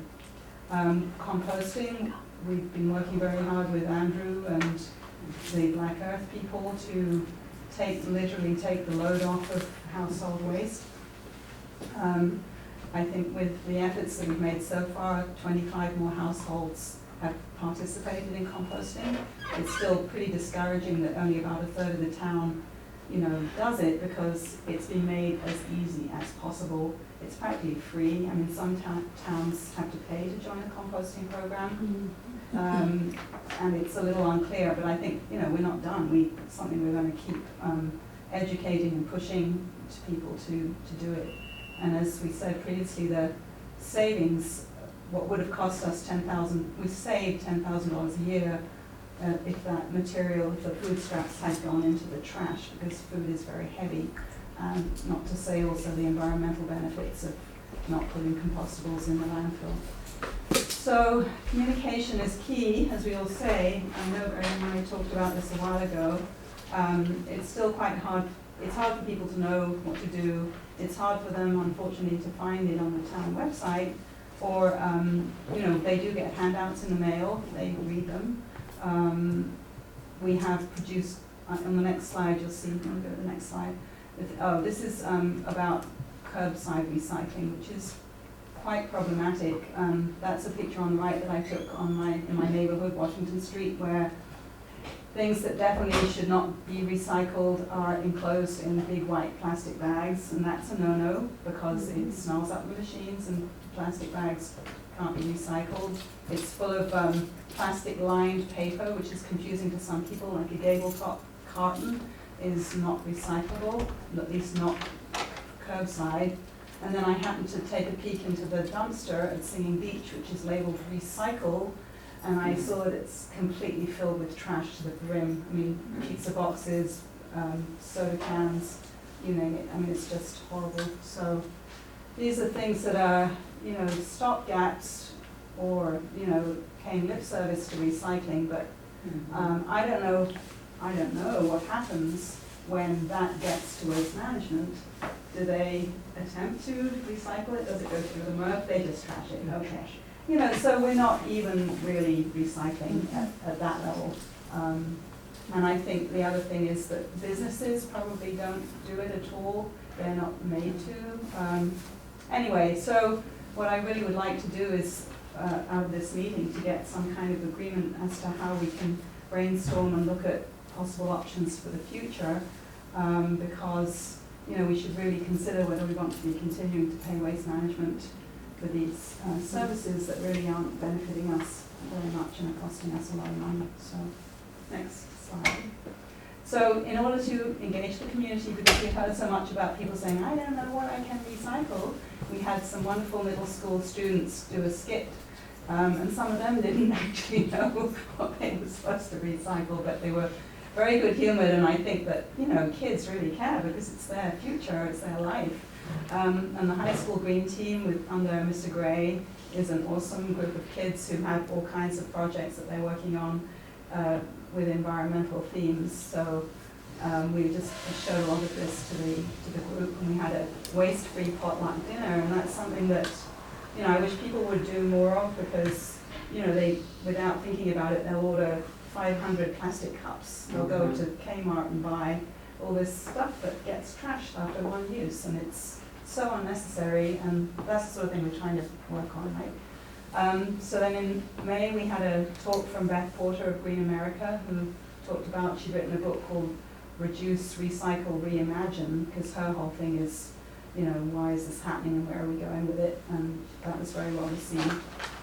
And then in November, we're planning a talk by the Executive Director of MassPerg, Janet Dominitz. She's going to come and talk about the state of trash in Massachusetts, because there's a bill that's going through the House at the moment to completely ban plastic in Massachusetts, but it's being stalled in the House. So she's going to talk about the sort of political obstacles to, you know, the good intentions of groups like MassPerg that really want to, you know, get things done.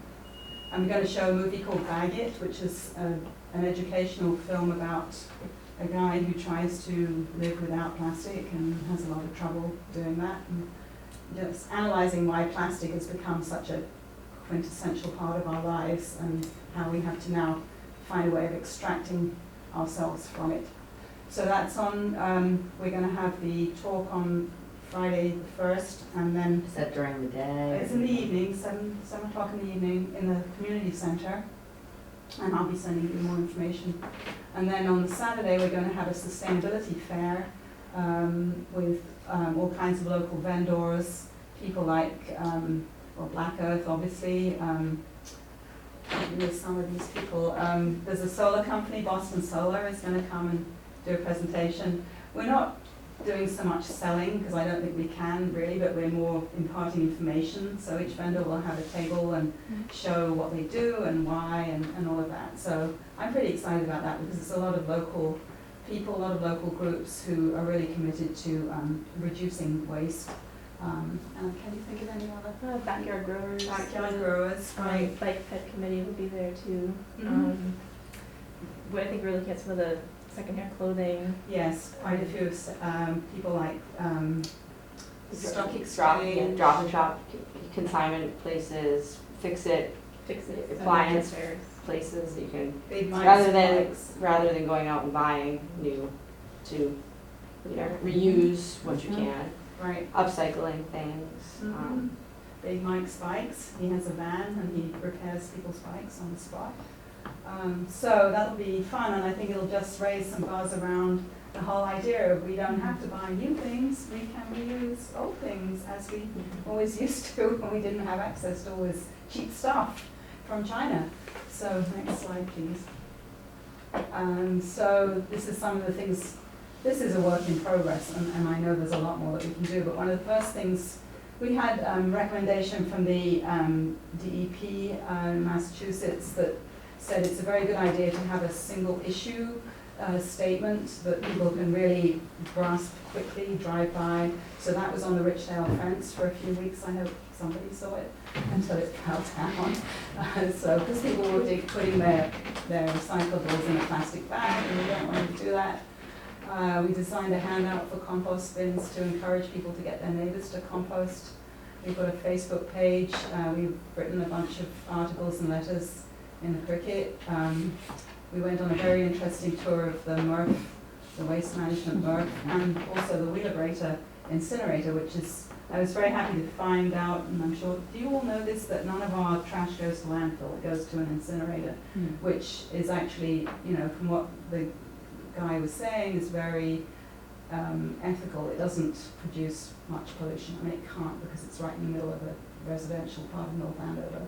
And it was really phenomenal, and anybody who wants to see it should go, because I honestly think that's where a lot of our waste is going to end up. Things that we can't recycle anymore will be burned. And what happens with the There's ash, residue? there's residue, but the ash is used for road surfaces and decking, very sort of basic stuff.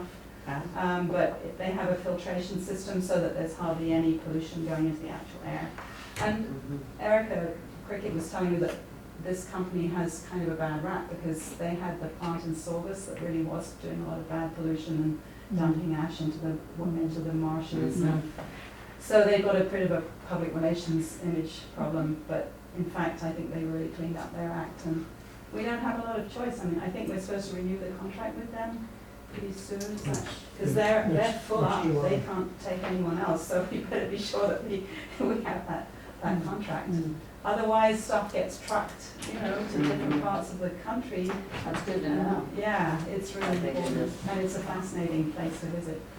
And then also, KMOL took me to the Rockport transfer station, where they have pay as you throw, but they don't have curbside recycling. Everything is brought to the place, and they separate it there on site, and then they have individual dealers come and take it away. So the metal is all taken by one guy, the paper by another, and they have a little store, and everything is good. They have volunteers running a little shop, free shop. You take it or leave it, swap, pile. Yeah, free bookshop. It's fantastic. As opposed to people just taking things off sidewalks. Yeah, right. It's very orderly. It's managed by 2 members of their DPW, do a great job, and they have their compost on site as well. So it's like a one-stop shop for every aspect of waste that they manage. So it was pretty impressive. But they have a big site. It's on an old landfill, so it's a good site to do that stuff. Okay, next, please. So if you click the middle of this thing, it may play a video. We're lucky. You never know. No, back. Sorry. Go back. Sorry. That was actually. Oh, yeah. That's supposed to be a video, but it doesn't work. Sorry, but I'll show you some other time. It wouldn't work in my PowerPoint for some reason, but.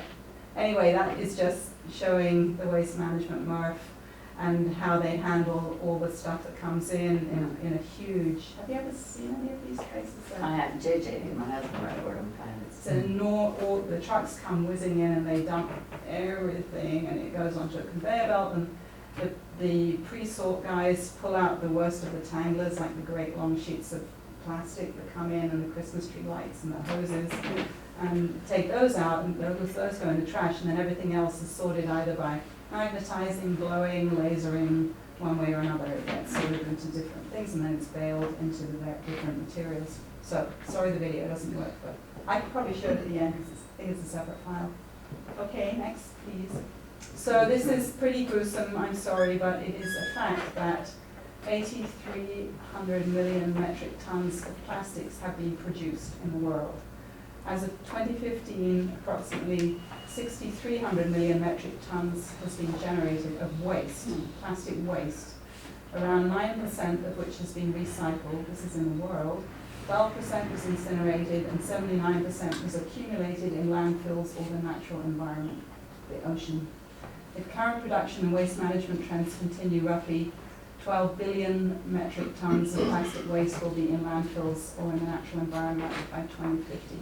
And there's a lot of statistics and information on the web, but this was the most sort of authentic, peer-reviewed, reliable information I could find from a magazine called Science Advances. And you see all these awful pictures of birds and wildlife, and so everything we can do as a society or a town to combat this is, you know, every little bit. Next, I think there's one. So the problem is too much waste. We have banned single-use plastic bags, which is great, and we're banning styrofoam, but there's still a lot of work to be done in educating people on how to use less of everything. Single-stream recycling does worry me because I think people just toss stuff in the bin and use more than they would normally. There's some evidence for that. and they just don't think about where it's going, but there is no way. Everything ends up somewhere in the environment. And if we decide that we aren't going to continue doing, getting our stuff recycled in that way, we might want to go back to sorting materials as is done in many European countries, including compost in separate bins, because then you can sell it to a separate vendor who's actually set up to deal with that particular kind of waste. Or even in this country, they're doing a dual stream thing. I was just reading in some Florida towns, because they have a big problem, they don't have any landfills because it's all water. They, all their fiber, paperboard goes into one stream and everything else goes into another stream because metal is relatively easy to separate out from everything else. So, but plastic is a huge problem because so many things are lined or integrated with plastic. So that's the message that we're trying to put across. And the problem is everybody knows it, but they all feel a bit depressed because there's not, you know, it's so hard to deal with it. And people think, well, why should I bother? Because the world is drowning in plastic. But we think it is worth following, right, ladies? So we're doing our best. Well, as you said, every little bit. Yeah, but, so that's the end of my slides, but if you have any questions or suggestions, one thing is we're doing all this without any budget. So we're trying to produce more publicity, we're hiring speakers, we're having potlucks, that type of thing. I don't think we need a lot of money, but I think we could use a bit of cash to, you know, some of us are paying out of our pockets for some of this stuff, so it would be nice. Some of these people will speak for nothing because they have, you know, they want to put their view across, but a small budget would be nice. And plus ideas on sort of where to go from. Can I add one? I think also, we had also talked about, one of our goals going forward was to get more concrete and intricate numbers on things that we can set. Just give your name. Sorry. No, no, no, no. Dana Med in Fort Hickory Hill Road. To get some more statistics on these various things so that we can set more concrete goals and objectives going forward as well. That's right, that's right.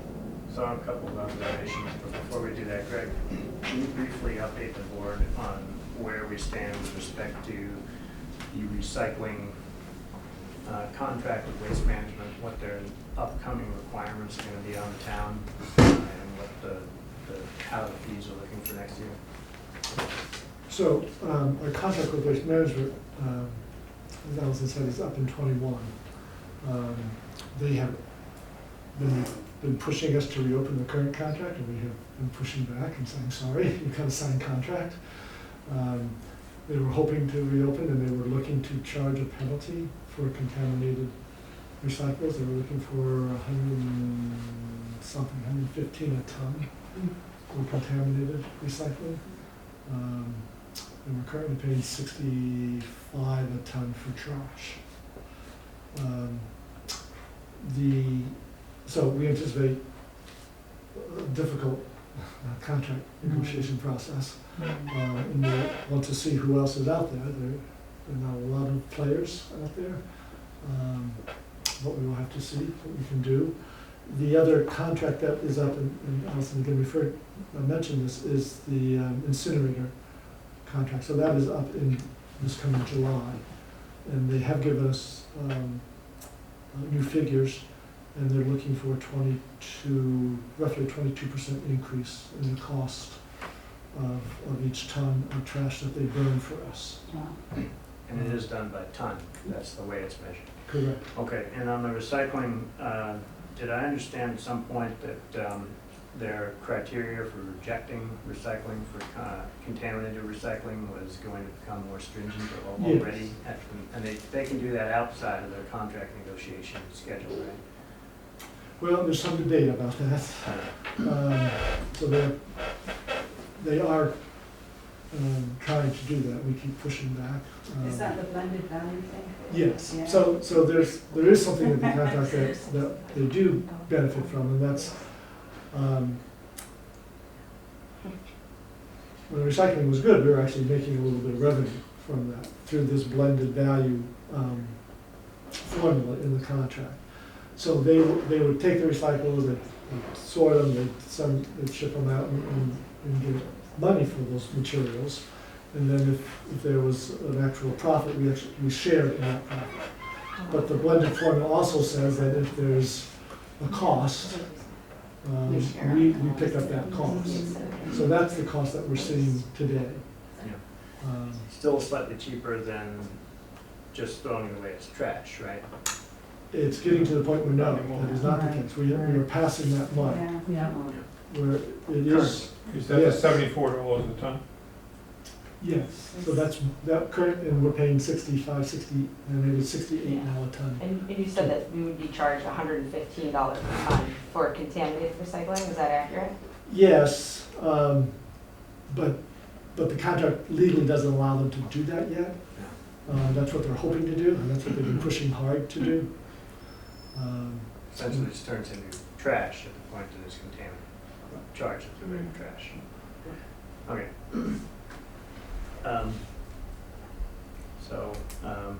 Given that my two observations are, well, three. One, I applaud everything that you can do to, in general, at a higher level in an abstract way. I want to, abstract's not quite the right word. Indirect manner, get people to improve their awareness of what the impact of the environment is of consuming stuff. As far as immediate value to the town, the two places that I see us having benefit are the less we put into the weight of trash, the better for the finances and for the taxpayers' pockets, which means that a number one benefit that we can get is that people compost more, because that's almost all water weight. It's the bulk of the weight of their trash, and it's the bulk of the weight if people were not composting that goes into our tippage fees. It's very expensive to throw away compost. Yeah. So, in terms of benefiting and helping the town, I would say that the number one thing that the committee could do is get more people to compost. We're working on it. We're in the process of hiring somebody to support communications and coordination of communications at the town level. Great.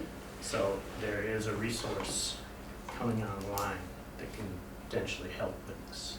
Yeah, because, you know, you have to go through 5 clicks to get to the recycling information on the town website.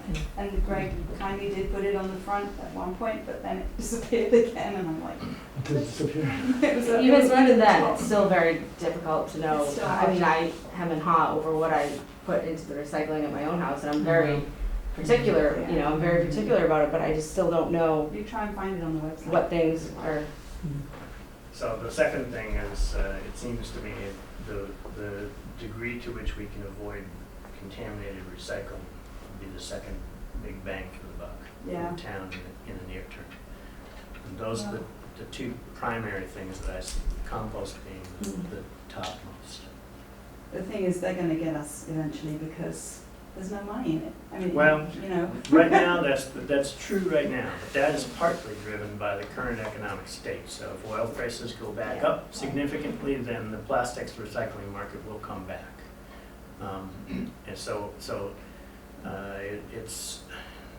I'm a little reluctant to go, oh no, we're gonna stop recycling. Yeah. There's a lot of momentum in the system to It's just that when you say to people, you can recycle this, but not that, and only that if it's coloured, and only that if it's got a lid on, you know, it's like, oh, what am I supposed to do? I mean, they get really confused, so. I don't know what the right answer there is. I would say that would be a great place for your committee to give us advice. Yeah, well, if we can have a bit of money, we can put signs up. I mean, that's one really good way to do it, like the little political signs. We were going to do that for the fair, you know, I think people read things as they drive by. I've come to think that you can have all the electronic signage that you want, but when people are actually on the street and they see something, they'll notice, because they do. But there's a lot of different ways. There's a lot of different ways to deliver information. Well, I also think that, I'm sorry. Go ahead. That just, if people realize that, okay, the town can save upwards of $30,000 a year Yeah. if everybody composts. Mm-hmm. I mean, it's Yeah. you can get sort of a neighbor policing neighbor kind of situation where, Yeah. you know, I'm having to pay more because you're not doing this. Exactly. You And talking know. of policing, I mean, some, You don't want it, you know, bad, like, But also the benefits to composting are tremendous with the facility that we have is I've noticed a huge tremendous reduction in my own waste because we compost. My sister-in-law has gotten me this wonderful compost bucket that has a filter so there's no bugs. And then we can use the compost. As a town, they don't charge us. If we were better about composting and not just composting leaves and trees and things like that, it's better for, that's what I use in my garden. And then it's, you know, it's the whole cycle of, it reduces, it saves us money, better for the environment, and you have a product, you know, you have something to, I think some of us would be willing to literally police the bins on trash day, and I would. And that's what they do in Lynn, and Lynn has one of the best, even though they have apartment buildings, they have all kinds of obstacles, but they've really improved their recycling, composting practices. So, yeah, and it's because they have people in yellow jackets going around looking in the bins, and there's nothing like a personal approach to do that. And we're small enough that it's feasible to do a little bit of that without being obnoxious, but, you know, it is the one, especially with information like people will put out a piece of cardboard, but there's styrofoam packing already in it. Right. You know, if you see that, you could say, oh, by the way, did you know? well, and that's just it, as opposed to being, you know, oh, shame on you. No. It's Right. just simply, yeah. and many people would probably not realize that, oh, I can't recycle that, because it does have the little recycle logo on it. That's so That's the confusing. worst. That's It the is. worst. It Well, is. Gary, I think Gary Gilbert did that, there was a poster Yeah. downstairs, which Yeah. we're gonna redo for, Yeah. Yeah. to see what can actually go into the recycling and what cannot, which, again, I struggle with at home. Mm. But It is still. And I do have a question about, going back, I'm sorry, this is kind of going away from the Go ahead. composting, but back towards the incinerator, and I had a conversation with Eric Stallings several months ago about the incinerator, and also about, I'm not sure if you've spoken to him or anybody else on the board about how they generate power from the incinerator, and if there's a possibility of us being able to leverage that in terms of either getting power or money back, because I know that they're charging more money, but they're also benefiting from that use of our garbage. So So if we produce more garbage, we should get cheaper electricity. well, so, I mean, it's obviously very much more complicated than that in terms of, exactly, yes. I think but- it works in North Andover, I'm not sure that it extends to other. I mean, he explained it very well to me. I'm not doing a very good job of, Yeah, I haven't talked to him about that, but. you know, I'm happy but he to. did, he was great to talk to. The one thing. So I think there is incentive there for us to, I'm sorry, Allison, to cut you off, but I think there is incentive there for us to, you know, pursue that incinerator, even though the cost is going up, you know. The Potentially. other thing I was gonna mention in terms of dollars, we do receive some grant monies from the state based on our recycling efforts and practices. And so that is a source of money that we could earmark some of those dollars from that grant for the community's efforts. That'd be great. To jump back to the recycling and composting thing too, I think something that we've also talked about preliminarily is how to communicate to people to switch their consumption, because it's not just how they're disposing, but what they're consuming. So if you can consume things that are more compostable than plastics or, you know, confusing recyclables or just waste. So trying to strategize about how to make that more prevalent in people's purchasing decisions and also more accessible for them. So how to get local businesses to offer options for people to use. So beyond even just like the styrofoam ban, but you know, what we can do to encourage people to offer compostable alternatives for things. Yeah. I would love to know if there's something we could do at town meeting, because I think that would reach a broader consensus of the community, whether it's some kind of incentive or, I don't know, something to make people Put it on want the to books. do that. I was wondering about that same thing, about how to incentivize. Yeah. Incentivize how? Well, there's already an incentive to composting, because he'll deliver free compost to your yard, but if you live in an apartment, then you don't want that, so, I mean, that I don't know, well, shall we brainstorm? We'll think about that in the Well, committee I'm sorry, because. with respect to town meeting, Oh, I just think for town meeting, it would be nice to have something on the agenda that involves, that tells people how much we're trying to save. Just something about You could hand out a the value flyer. of composting, flyers or, so that's something you should take up with Alan Wilson. yeah, He I will. has Mhm. pretty strong opinions about about the running of town meeting without inserting a lot of distractions away from the business of town. He's my neighbor.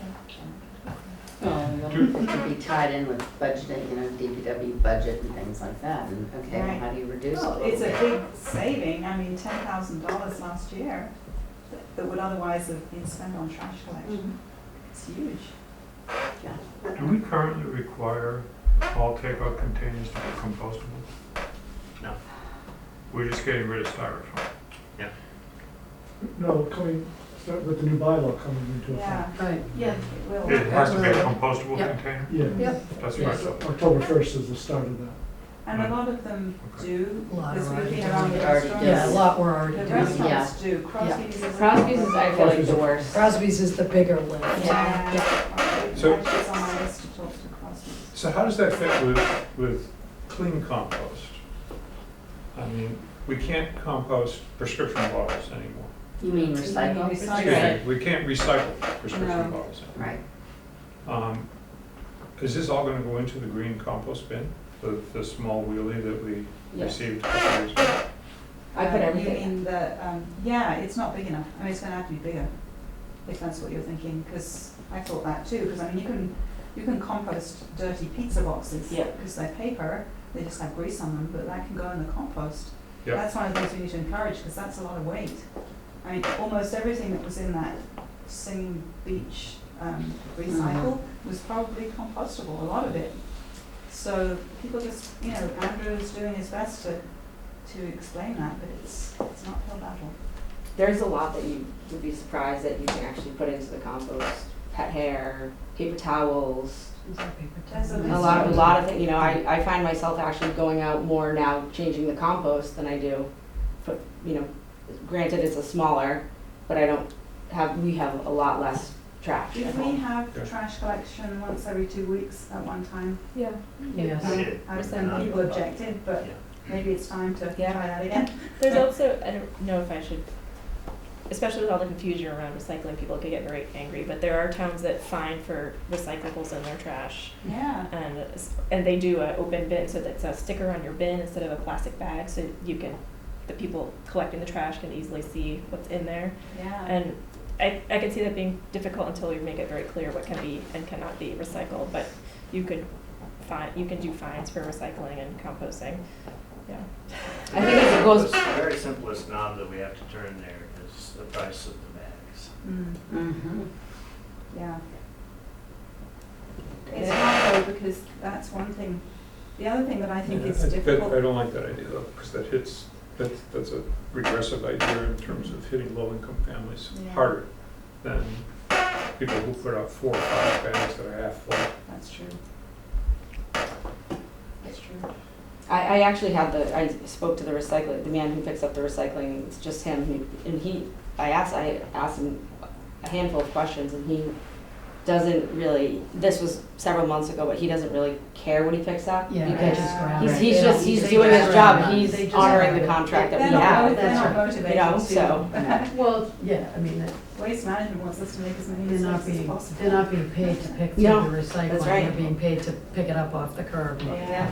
But you know, Jeff, in terms of, you know, I do support increasing the price per bag, and we could probably do something through the town for discounted bags for, you know, Well, lower so income. If you're offering free recycling and composting and then educating people, Right. then I think we have a baby in diapers and we put out one large trash bag every 2 weeks. Right. Mm. At the most, 2 or 3 weeks. You know, so the rest goes into composting and recycling. Yeah. So I think that it's not impossible if you're got the right educational materials out there and the right tools out there. I It's, agree, you know, completely. Mhm. Yeah. I agree. So I think Kay said she's putting a leaflet out in the gas bill or the water bill, I guess.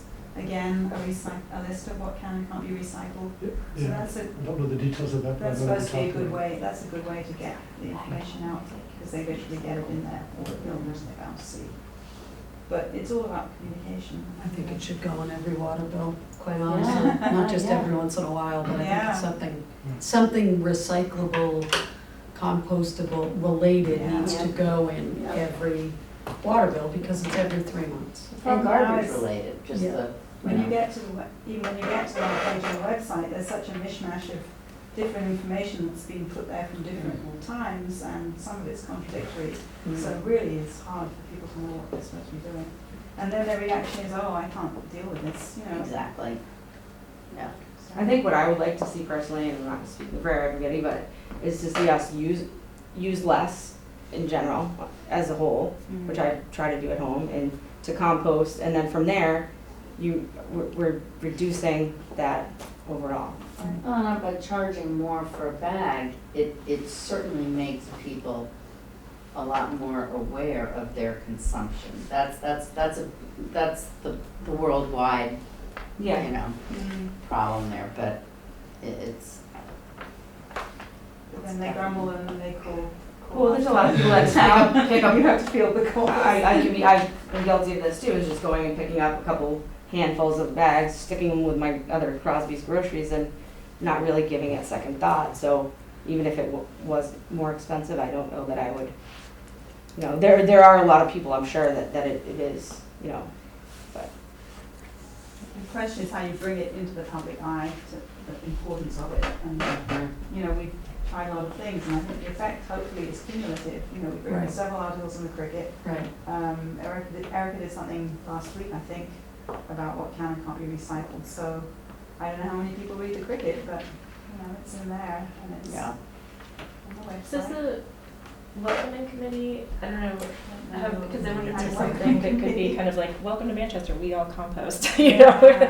I don't know, something that kind of makes it the norm instead of the, here's your bin. There is, There is. yeah, there is. Who's in charge, because we could talk to them. I think it would be also good to work with the school when they are back up and, you know, fully with, if we can, Mhm. maybe as a group, we can get them working and using the compost from the town so that the kids can see it and they, you know, that's a good, powerful. Yeah, I Oh, yeah. think they do that And already. that could be one of the year end, my mind. Muffin, what is the project they all, at the end of the year? Score. Score, thank you. Mm. Yeah, that could be something that could tie in. Andrew Brusso, that was his Eagle Scout project, I mean, that's where Mhm. it came from, so. So, you have a few things coming up here. One is our budget season, and that is a time when we're gonna start making, thinking about things like the price of trash bags and the budget for the DPW for trash removal. That'll start ramping up in December. Okay.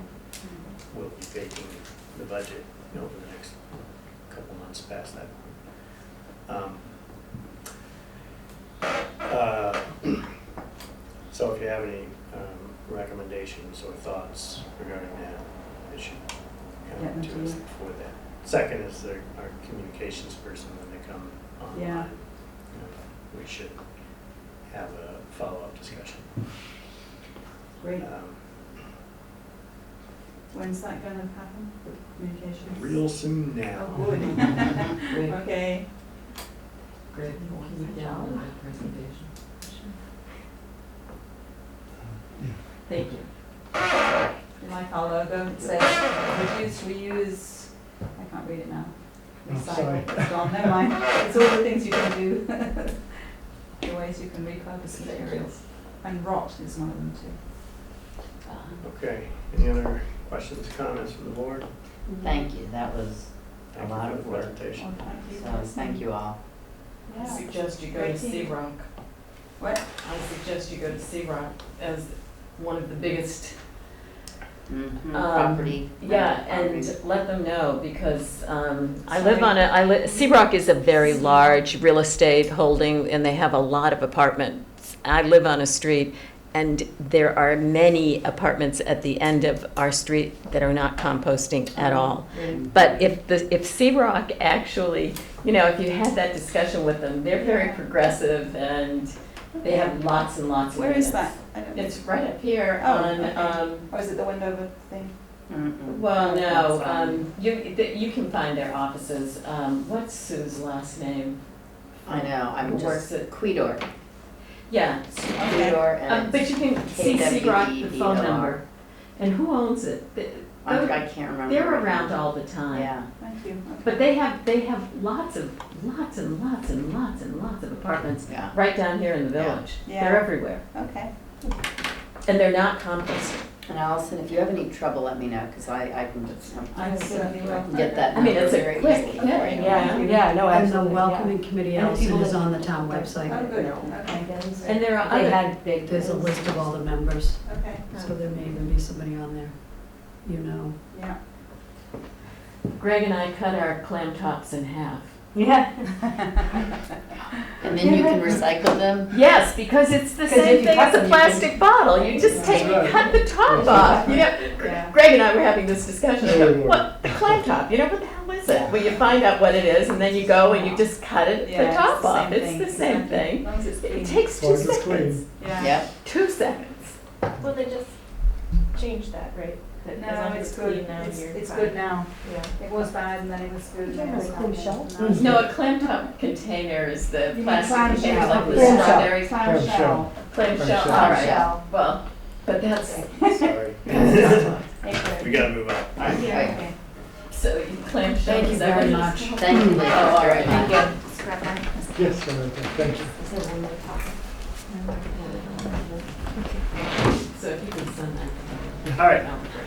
Item 8 on you. Thanks for coming in, folks. Appreciate it. On the agenda, town administration report.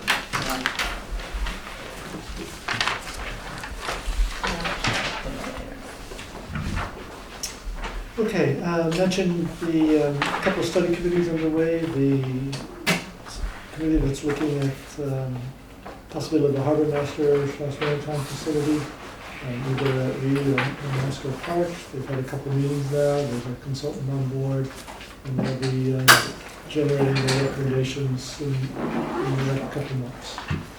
So that's underway. The speed limit group met, and actually they made very good progress. They ran through pretty much a list of all the roads. And they're working on a set of recommendations that will be coming to you fairly soon. I have a comment about that. Yeah? We talked in that meeting, because I went to it, about the 15-mile-an-hour speed limit that was granted by the state Yeah.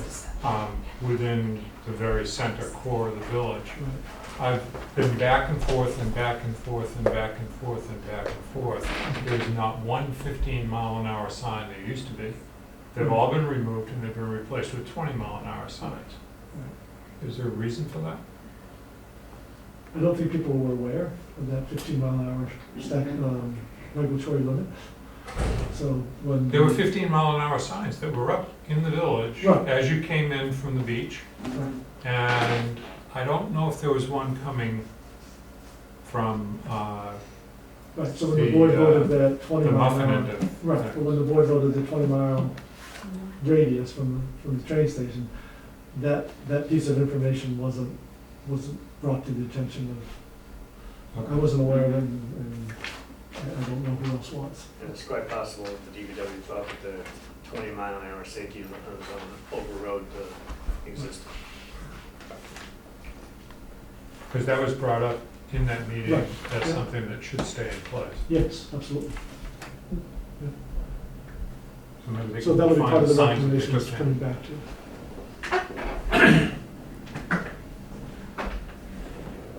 In terms of chief searches, we'll be having a meeting with the interim police chief later this week. If you have certain topics that you want to make sure we address, please shoot me an email. We'll be sure to include that. And I'll be getting a note in looking for volunteers for the fire chief search coming up. Update on the dog fence, the dog hearing that you held, and the fence that is in place. There'll be some follow-up inspections to make sure the dogs are not digging underneath. So that's moving forward. Tomorrow we hold a training for all supervisors and getting back on track on an annual performance review process for all staff. So that training will take place tomorrow, and then for those who aren't able to, we'll do a follow-up. So it's working with our HR consultant on that at the moment.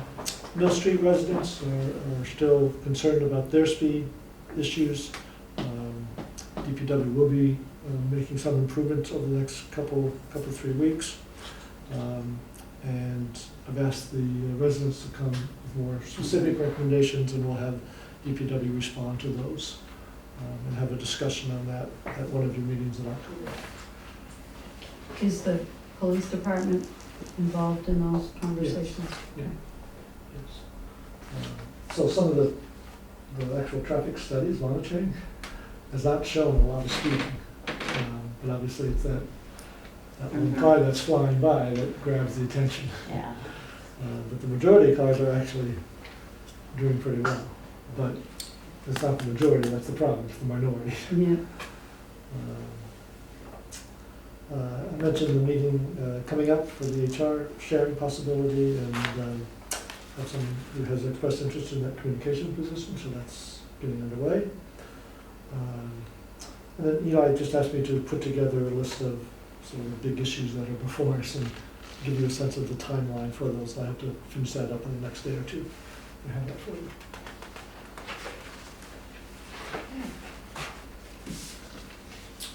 That'll do me. That's it. Okay, any other topics from any other board members that weren't on the agenda? Are we doing an executive session? Yes, we are.